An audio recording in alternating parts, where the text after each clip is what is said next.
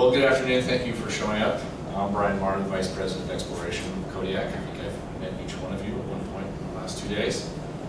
Today's presentation will focus on an update on our Hercules project in Western Ontario, where Kodiak is on track with discovery. We'll also briefly discuss some other developments within the company and give you an idea of where we're heading in the next 6 to 18 months. The usual cautionary note, you've all written one of those. Some of the highlights of today's presentation: we have $50 million in cash in the bank. We have no debt. Drilling is ongoing at Hercules with 60,000 meters planned. We've completed about 13,000 meters thus far this year. We have multiple new gold targets developed in our Beardmore-Geraldton land package. We've just received our detailed air mag data, and that shows new targets with over 30 kilometers of untested structure in the Hercules area itself. And then we've added a new project in the Athabasca Basin, the West Millennium Big Yellow project, to our uranium division. Basic company data: 88.3 million shares issued and outstanding, a market capitalization of about $230 million. That was last Friday. Again, $50 million in the bank, no outstanding warrants. So our existing share structure at 88.3 million is fairly stable, and with the $50 million in the bank, we're not going to be looking for financing soon, so the danger of dilution related to financing is very minimal with our company. Many of you are familiar with our board of directors, led by Michael Phelps, our chairman of the board. Michael also sits on the board of Duke Energy as a special advisor to Deutsche Bank, as well as Via Inco. Terry King is a lawyer, he's our CEO and secretary. Bill Chornaby, the company president, he founded this company 10 years ago with the Richardson brothers, Dave Richardson and Hartley Richardson from Winnipeg. Together they put the company together and then took it public about 4 years ago. The company has been and always will be Bill's vision. He believes in exploration and believes in adding value to our shareholders through the exploration process. Dave is on our board, partly serves as a special advisor.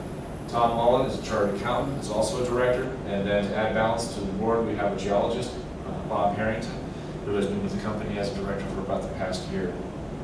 The technical team is broad, is diverse, and this is what gives us the ability to actually conduct this type of exploration in multiple locations simultaneously. Led by myself, I'm a geologist with about 30 years experience. Dave Hunt is our regional exploration manager. Larry Hillisland runs the day-to-day activities at Hercules, looking after the drilling of the Golden Mile and the other target areas. Bob Hawkins is our chief geologist. Trevor Bender and Stephen Roach are our senior consulting geologists, both gentlemen with a good deal of experience in the field, especially in our Canadian greenstone belts. We have a staff geophysicist, Bob Mabaya. We have a GIS manager, Michael Peterman, and Charles Beaudry currently serves as a special advisor to the board and focuses on our uranium and base metal activities. As you can see, this is quite a diverse group of gentlemen, but it gives us the ability, as I said, to work on multiple projects simultaneously as we work toward that overall goal of enhancing shareholder value. Kind of a key concept, we're always talking about the gold price cycle, where we're going, why is this a good business to be in. Despite the attraction that gold receives in the commodities market by speculators, the underlying fundamentals of the gold business remain quite sound. This graph here shows operating mines in green and declining production through the years. This is production from other areas associated with other types of deposits, and then these are new resource ounces. And as you can see, if these projections are correct, we're looking at declining supply of gold in the years to come. So the fundamental macroeconomics of gold remain sound. Given the high energy costs we're experiencing right now and this declining gold production, it generates a strong demand for resources to replace these that are being mined. And a key point here is especially in areas of good infrastructure and geopolitical security. We've noticed in the last few weeks several major projects globally being interrupted by potential changes in operating environments brought about by regime changes or high costs associated with the lack of infrastructure. So it's very important, and I think one of the things that helps define our company is we're active in areas of good stability with excellent infrastructure. On the Hercules, it's located in the Beardmore-Geraldton Greenstone Belt in Western Ontario. Geologically, this greenstone belt shares many of the common features, structures, host rocks, etc., with other greenstone belts in Canada, in Ontario and Quebec. This type of deposit, these greenstone host deposits, account for 66% of Canadians' gold production, and over a third of gold production globally is by this type of deposit.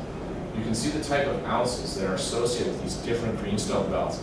They vary everything from our greenstone belt with a recorded production of a little over 4 million ounces, all the way up to the Timmins area with over 65 million ounces. In fact, updating that figure, it's greater than 70 million ounces. You can see the Red Lake number, that's now had 10 million ounces added to it. We have seen 4 million ounces of production from this greenstone belt and about another 1 million ounces of resource are present in the area. That brings up one of the fundamental questions that our company is facing.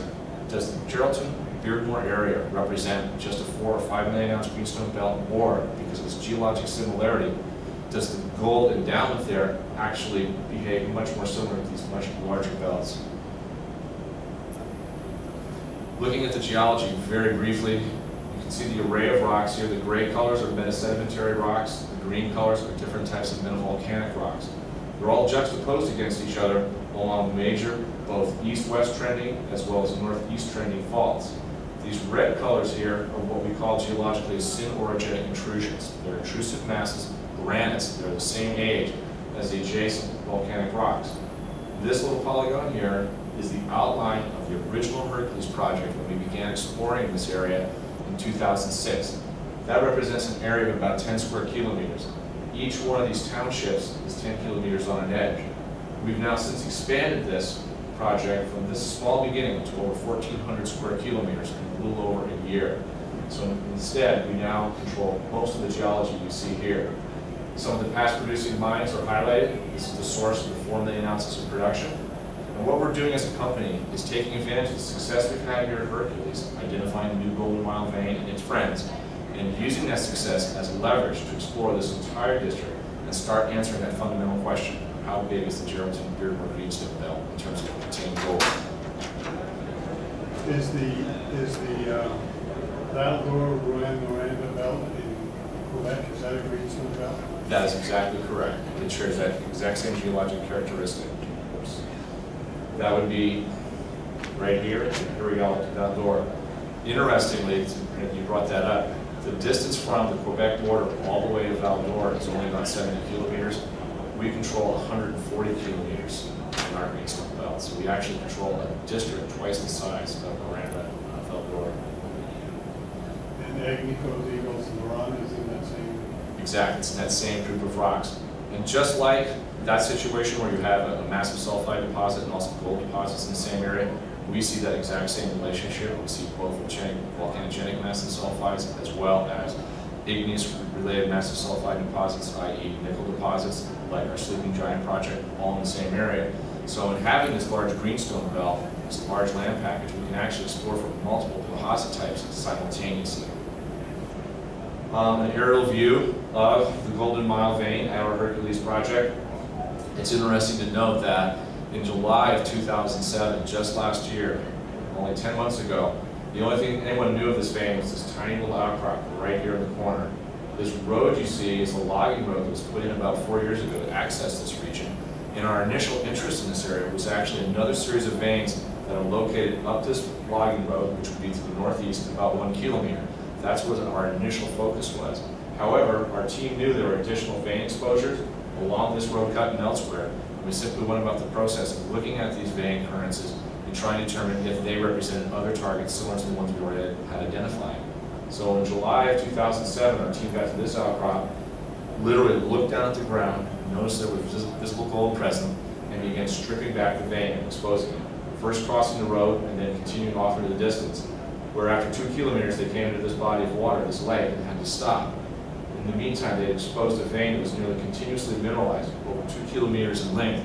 A very linear vein. You notice the linear nature of this outcrop. It's not broken up by post-mineral faulting. It's not